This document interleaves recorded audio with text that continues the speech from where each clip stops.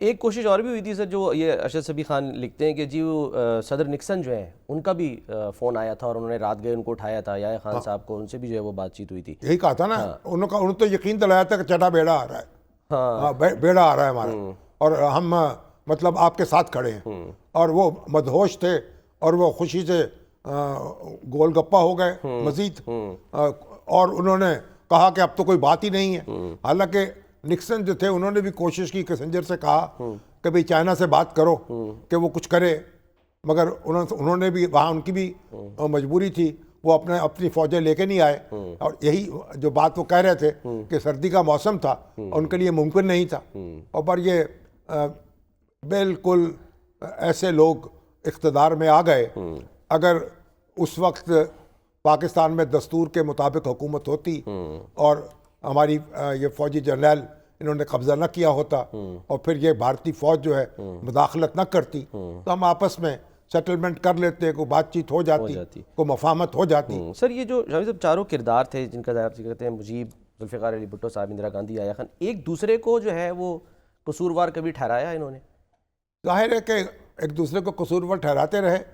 शेख मुजीबुर रहमान तो ये कहते रहे कि भाई आप असम्बली का इजलास बुला लेते तो ये सूरत ना होती। और भुट्टो साहब वो भी कहते हैं कि हमने जनाब शेख मुजीब ने हमारे साथ मफाहमत नहीं की। लेकिन सवाल ये है कि भुट्टो साहब तो कहते थे कि मैं अपोजिशन में नहीं बैठूंगा। उन्होंने कहा कि मगरबी और मशरकी पाकिस्तान के नुमाइंदों का इजलास अलग अलग बुलाया जाए। अच्छा। और मैंने उनकी तकरीर खुद सुनी है। उन्होंने कहा कि सिंध और पंजाब ताकत के सरचश्मे हैं। वो कैसे, वो तो अपोजिशन में थे, यानी उनके पास मिनॉरिटी में थे, वो हुकूमत कैसे बना सकते थे?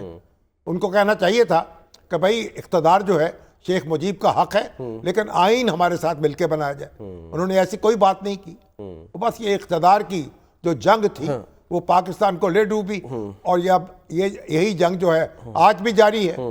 आज भी हम देखिए क्या हो रहा है। खान साहब जो हैं उनके मुखालिफिन जो हैं, क्या झगड़ा है अब तो देखें। 8 फरवरी का इंतखाब अब ये देखिए, आज तो अल्लाह का शुक्र ये है कि आपके पास एक दस्तूर मौजूद है, दस्तूरी ढांचा मौजूद है, उसके अंदर जिद्दोजहद हो रही है ना। बिल्कुल।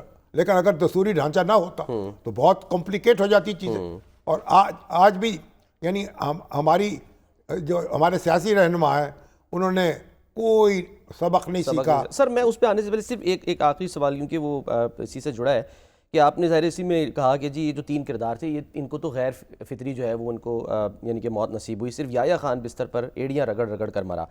सवाल ये भी करने वाले करते हैं सर कि भुट्टो साहब ने याया खान के खिलाफ कोई कार्रवाई क्यों नहीं की? गालिबन बस सिर्फ हाउस अरेस्ट ही जो है ना वो किया था। हाउस अरेस्ट किया, नहीं करना चाहते थे कार्रवाई। जाहिर कि ये तो उनसे पूछा जाना चाहिए। अच्छा।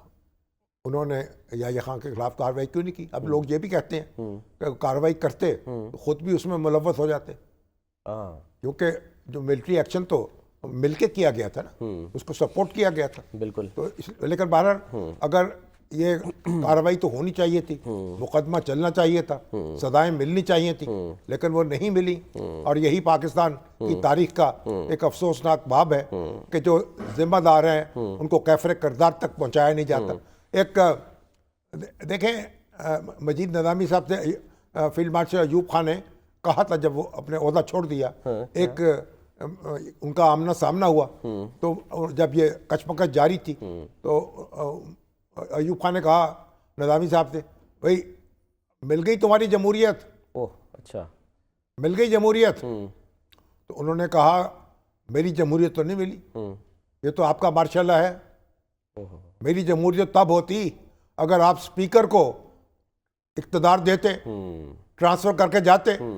आप तो याया खान को दे के गए, मार्शल को लगा के गए, तो मेरी जमहूरियत नहीं है, तो आपके मार्शल को जवाब देना चाहिए। तो बात तो ये है कि ये जो बादीचा इत्तफाल बना दिया हमने, जो हमारे नौकर थे वो हुक्मरान हो गए, बादशाह हो गए, और जो आवाम है उनको नौकर बना लिया। तो बात तो ये है कि भाई अगर यहाँ डेमोक्रेटिक प्रोसेस चलता रहता, बुरा भला और आवाम जो हैं उनको ये यकीन होता कि हमारे वोट से हुकूमत बन रही है, तो मशरकी और मगरबी पाकिस्तान जो हैं उनमें कैसे दूरी हो सकती थी? अगर वो खुद इख्तिदार में होते और ख़ुद इख्तियार में होते तो कैसे ये हो सकता कि वो कहते कि हम अलग हो रहे हैं? वो तो मेजॉरिटी में थे। बिल्कुल। और जिस असम्बली ने आखिरी जो असम्बली है उसमें तो मशरकी पाकिस्तान की अक्सरियत थी, और यही ये जो शेख मुजीबुर रहमान है, मैं हमारे बंगाली दोस्त आते थे जब यहाँ, मैं उनसे पूछता था चलिए अब मुलतवी हो गया इजलास, लेकिन उसके बाद दोबारा भी तो बुला लिया गया था ना, और होना कहाँ था वो? ढाका में होना था। तो फिर आपने शेख मुजीब ने क्यों शिरकत नहीं की? फिर इंतहा पसंदों के नरगे में क्यों आ गए? तो बहरहाल नियतों में भी खोट थे, और मामलात जो हैं वो भी, हर शख्स जो था अपने इख्तिदार में अंधा हुआ था। शेख मुजीब जो हैं उनके साथ बातचीत हो रही थी जो याह्या खां की, याह्या खां के एडीसी ने ये बात लिखी है कि उसमें मुजीब ने कहा हम आपको सदर बना देंगे। उन्होंने कहा अब भुट्टो को कर्टेल करना पड़ेगा मुझे। अच्छा, हाँ, तो सदर को पावरफुल सदर होना चाहिए, सदर मजबूत होना चाहिए। वो कैसे मजबूत हो?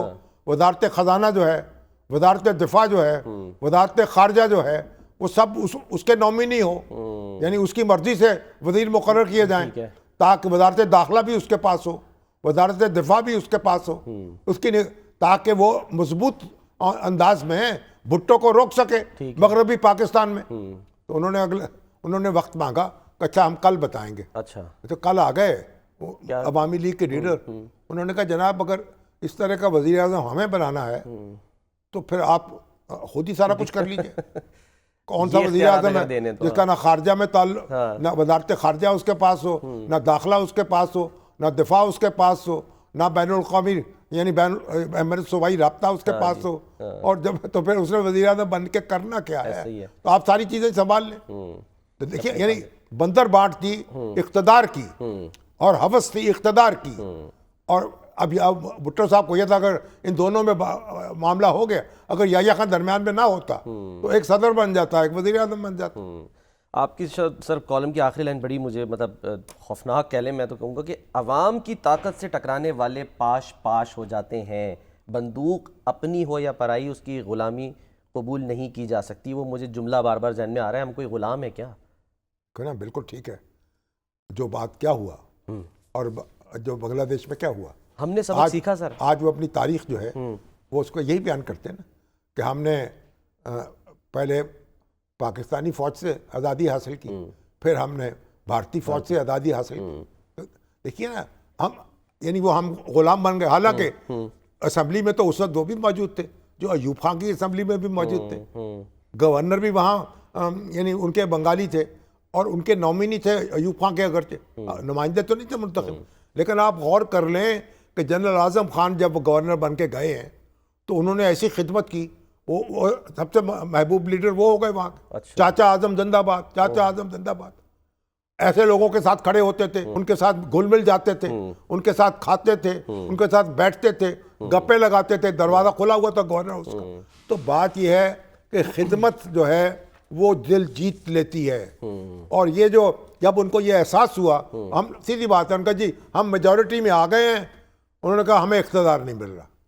बुनियादी बात, एक ही नुक्ता, एक ठीक है। और फिर सारा कुछ वर्गलाया गया, वो दस्तूर का झगड़ा खत्म हो गया, पीछे रह गया। किसी को कौन से टेक्निकल नुक्ते हैं आप किसको समझाएंगे?